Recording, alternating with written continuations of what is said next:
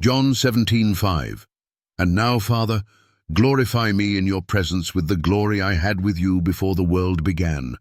John 17:5 is a profound statement by Jesus that directly affirms his pre-existence and divine nature.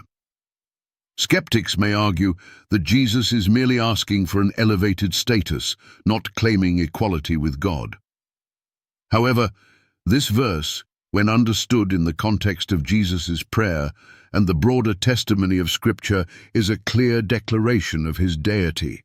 The phrase, "the glory I had with you before the world began," unequivocally points to Jesus' pre-existence.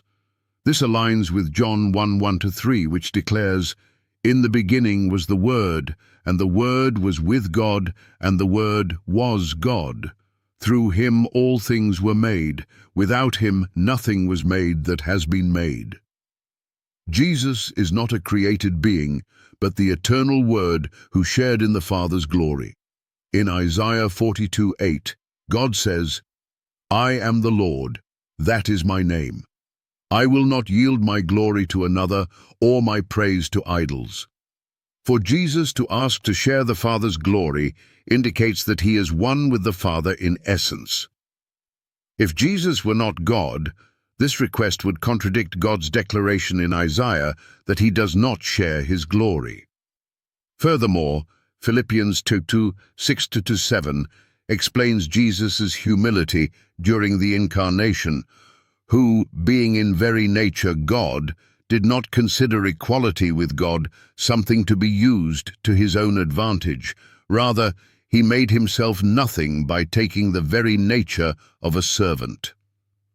Jesus temporarily set aside the independent exercise of his divine attributes, but did not cease to be God. Hebrews 1:3 reinforces this truth, describing Jesus as the radiance of God's glory and the exact representation of his being. The glory Jesus shared with the Father before creation is an inherent part of his divine identity. Finally, Revelation 5:12-13 depicts all creation worshipping Jesus alongside the Father, proclaiming, "To him who sits on the throne and to the Lamb be praise and honor and glory and power forever and ever."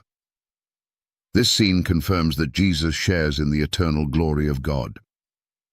Question: if Jesus, in John 17:5, asks to be glorified with the glory he shared with the Father before the world began, how can skeptics deny his deity when Scripture affirms that God does not share his glory with anyone else? Isaiah 42:8.